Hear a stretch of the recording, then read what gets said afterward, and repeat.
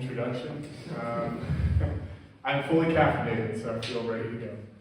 So my name is Josh Hull. I'm the co-founder of RhizeBio. We are a new agriculture technology company that is developing and commercializing analytical tools that measure soil biology performance and health. In a single teaspoon of healthy soil, there are more microbes than people in the world. Yet, those communities of microbes are relatively unknown. What is their function? What is their purpose in agriculture?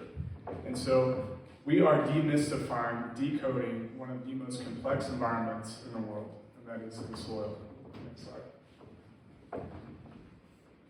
And right now, we have a problem. And the problem's big. It's not small. Our soil is dying. And here are a couple of analytics on that. 40% of land is degraded, 50% of nitrogen applied, which is the farmer's most expensive asset, is lost due to heavy rainfalls. 24 billion tons of soil is lost per year. And if you were to ask me how did we get to this point, I would say we haven't had the tools and the technology to really be able to understand what's happening in the soil. We've been focusing on the chemistry and the physics of the soil, how much nitrogen, phosphorus, potassium is in the soil, and the biology has relatively been unknown. And so the solution, which is what we are working on, is an analytical tool, next slide, and that is basically a precision agricultural AI. I guess you could kind of consider it like the 23andMe for soil. It would be the analogy that I would make. But basically, there's a movement in the agriculture industry that is shifting towards regenerating and bringing back to life the soil because it's dying. And there's management practices such as no-till or cover cropping, which are really important and vital for the soil to create an environment that's healthy for the soil. And there's also innovative products like biostimulants or inoculants, which basically bring microbes or introduce microbes into a certain system. But it's like the Wild West. There's really no guidance. And so that's what we are developing. It's an analytical tool that basically tells a farmer in an easy to interpret way, this is the most optimal input that you should make, or this is the most optimal management practice that you should make. Next slide. So it starts in the soil. We take a soil test. We also test the inoculant or the biostimulant. We run it through our DNA sequencer, and then from there we bring it to our bioinformatic pipeline, and we're trying to figure out, who's in there, right? Putting a name and a face to it. Joe, Susan, whoever it is, what are they doing in that environment? And the output is an easy to interpret report. Here's an example of that report. I won't get into all the details, but these are signatures or algorithms in the soil that we've indicated as being very, very important to the health and also to the threat attributes of the soil, the pathogens that are in the soil.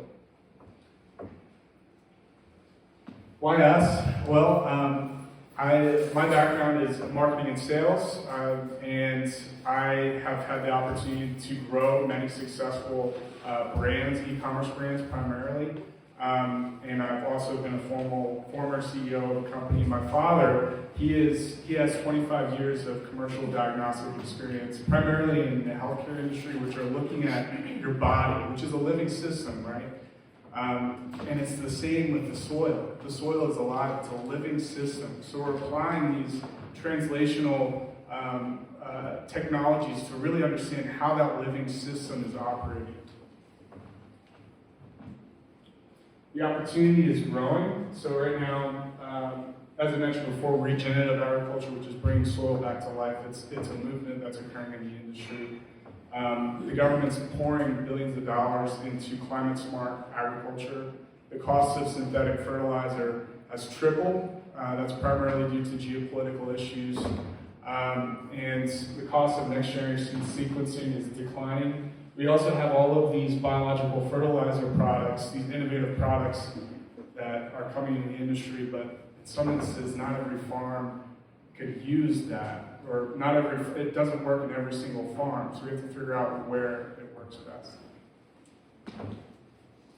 Our business model involves basically a licensing model. We want people to have access to this technology, so we're partnering with laboratories that have been in the space for decades, and giving them the tools and the resources to be able to get access to this technology. Right now, we've completed a report, or next week, and then we're working towards a portal so agronomists can do A/B testing, then a platform with API connections to people that can use this data, and then biomarker discovery, which is patentable algorithms that are in the soil. Here's some of our traction. I would say most notably, a large laboratory that is in the space has kind of taken us under their wing. We've also are working with groups that manage several millions of acres that are doing regenerative agriculture. Thank you so much. And Sean asked me to ask for something. So my ask is if you have any farming networks or agronomy networks or people that would like to learn more about how biology works in a system, please give us a call. We have presentations. We want to educate. So thank you so much. Thank you. Okay, great. So who's got some questions about this? It's a lot of science thrown at you really quickly. So any questions? Yeah.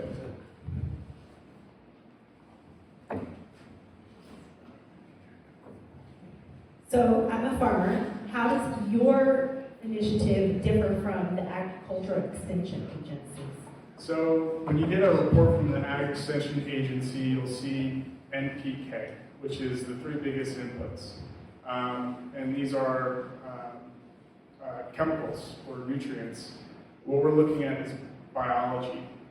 And so if someone comes to you with a biological inoculant or they have a biostimulant, maybe it's some sort of biochar or compost solution, we would help to give you a report on what your where your current soil is at now, and maybe what your soil might respond to best with our solution.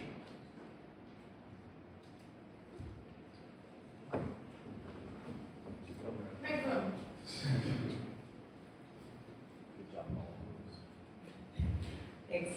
I'm not a farmer. Just curious about the licensing model and how you would protect your technology from being lifted or taken. Yeah, so the technology, the AI, I would say it's more of a trade secret. There's a barrier to entry. It takes a lot of knowledge about these systems to develop this sort of technology. Our patents and what's patentable is the biomarkers, and so that's something that we would be protecting. We also have some other unique devices that we can patent as well. But the technology that we're using, the AI model, is really valuable when you have a lot of data. You've done a lot of case studies, so and you build a reference database, and that's where the real value comes from. It's the amount of soil that you're processing. Also not a farmer, but I am a nerd and I like biology and nature. I'm curious about the AI model. Yeah. I know it's probably proprietary, but I'm curious, in reference to AI, is this in any way connected to the large language model stuff, or is this something totally different? So we have not connected to the language model, chat GPT or anything like that. We are interested in the potential of, I don't want to get too far into it, but scraping current literature and adding that language to our model. That's what, and I have a follow-up. I would be really interested to do something like this with a smaller space. Are you guys more focused on larger scale operations, or do you know of any ways to apply it to a home garden, for example? Yeah. Okay. Yeah, I think that definitely is something that we would be looking at, we'd be able to do. We can work directly with farmers, so if you want to send your soil directly to us, we can work with you directly as well. I have a question. It's kind of a macro question. So, obviously, organic farming has been popular and growing popular in the country for a long time. And there's a notion that everything the soil needs, the soil can provide, nature can provide. But something's not quite that simple. So I'm kind of curious, if you're doing everything right from an organic standpoint, are your services still needed? And kind of counterpoint to that, if you are going to be adding things to soil, how do you do it in a way that is, environmentally sustainable? Small question. That's a really good question. If you're just using a shovel and you're using natural practices, your soil's already in really good condition. And so maybe our services aren't going to be best for you. We're focusing on soil that's been really poorly damaged. But there are areas on the farm where maybe there's not a lot of soil retention or water retention. So weak points. If you just want to level up and just get to that next step, I think that's definitely maybe even just choosing the right manure. That's where we can really help you. Or compost. We can test your compost and we can say this is good, but we should, or this is a better compost that you use. Aspirational vegetable grower who actually doesn't know anything about this, but also I'm a farmer. My question kind of goes towards quantity of product that you produce. Obviously, there's a difference between bad soil and good soil. It's it shows a wide gradient, but taking what you said is not great soil and using your services to improve it, can you provide any metrics or numbers for will you increase the nutritional value of the vegetables, the size, stuff like that? What is measurable for myself as a normal human when it comes to the output? Yes, we haven't done any. We're currently working on a few case studies, but we haven't released any of that data yet. But and that's definitely something that we really value, is to say, hey, we were able to help this farmer improve their yields or improve the nutrient value of their crop by this much. But farmers that are using biology as a tool, whether it be inoculants, they're using seaweed extracts or algae, and they're using that on the farm. And I was talking to a farmer the other day, he broke the record in North Carolina for the number of corn bushels.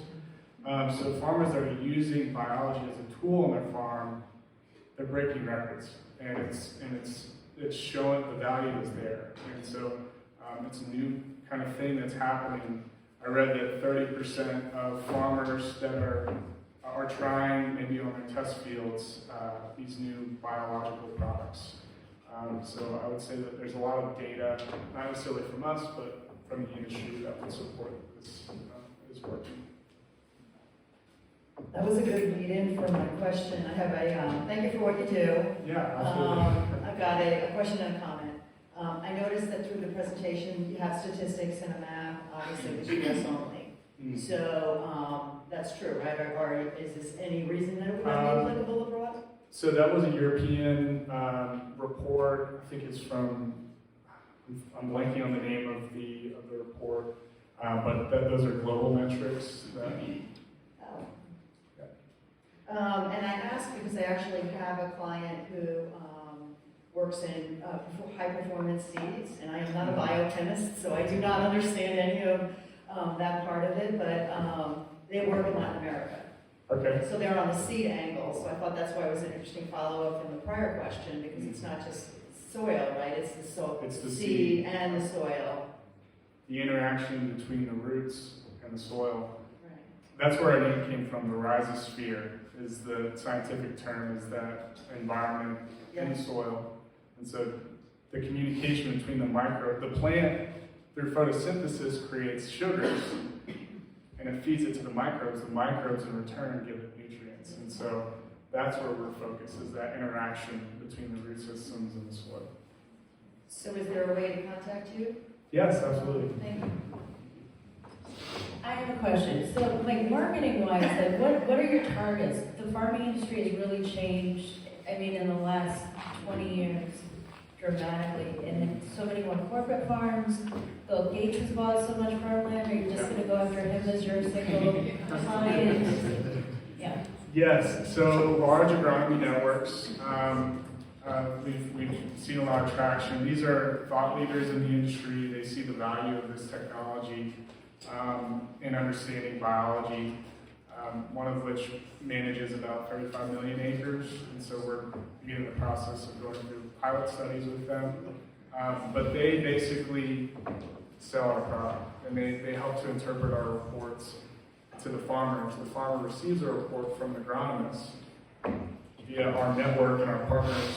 They're able to help interpret those reports, and maybe they want to send soil in so we can connect them with our partner laboratories, which have been doing soil testing for decades. And we want to equip those laboratories with this technology to be able to sequence the DNA of the soil.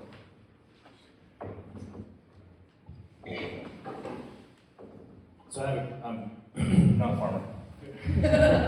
Not qualifying that. I haven't kept 2 houseplants alive for almost a year. Your pricing, I think it was like $150, and then there was $10, and there was $200 for a report. How often do the farmers need to get reports? And if they are breaking records, there's a delta between what they made on their crop before versus what they make using biology. Are you charging enough money in creating revenue, quality, and repeatability? That's a good question. So we are testing based on soil type. So every farm has many different soils. Every farm has different crops that they're trying. Biology works with those crop types and soil types in different ways. And so we want to A/B test low productive areas in that soil type or low productive areas in that crop type and find the deficiencies. And so the opportunity to go onto a farm, let's say a 1,000-acre farm, we would suggest a test every 20 acres. And so the opportunity with each farmer is several $1,000s, and it's an annual test. Awesome. Yeah. Soil as a service. Yes. That's right. Time for 1 or 2 questions. If anybody's got one more. Yeah, right here. Okay. Hi, great. I love it. I want to piggyback off of other people. I think it would be really interesting from a profitability standpoint to have one kind of version for home gardeners and another one for commercial gardeners or farmers, excuse me. So my question though is with the reports. So are you offering solutions with these reports, or are they going to someone else who then they have to spend more capital to interpret and then you offer solutions? Yes, so we are providing, again, our target market is the agronomists and the laboratories, and we educate. And so we're not necessarily right now providing suggestions, although we are developing, and I don't want to get too far into it, so we're developing a solution for that where we can say, absolutely, this is the best product for you. But right now, we're just kind of doing okay, this is the report, send it to the agronomist. The agronomist will see that maybe a certain pathway is turned off, and they have, based on their industry knowledge, they understand, okay, this is how we turn that pathway back on, whether it's in the nitrogen cycling process or the phosphorus cycling process. So we don't right now provide suggestions, though in the future with many field trials with different inoculants and biostimulants, we'll be able to provide accurate suggestions to farmers. That's what we're working towards. Okay, last question. Mike, take it away. Sure. Okay, over here. Hey, coming at it from a different angle, if you don't mind, kind of a peek behind the curtain. That presentation was exceptionally laid out, clear, concise, contemporary. Every business needs to present, right? So can you give us, I don't know if you did that, your background would explain why it looks so good. But could you give some advice on creating a deck that really works like that? Yeah, so, I mean, this is probably I would say 100th iteration. I've only had one freelancer work on it, and that was several months back. Found him on Udemy or Upworks, and so he gave me, I said, this is the data, put it together. Here's my typography. Here's my color schemes. Here's my logo. Just run with it. And here's the information. And I think, over time, developing problem solution and just presenting over time, it's an iterative process that takes a little bit to get a hold of. But So professional jump start, and then iterations. that's right. Thanks. Thank you. All right, great. Well, maybe I'll recruit you to help us coach our other presentations. Great. Excellent, great. Although they've all been doing very well. I'm really happy with everyone, what they've done. Hey, Josh, thank you very much. Thanks for joining us.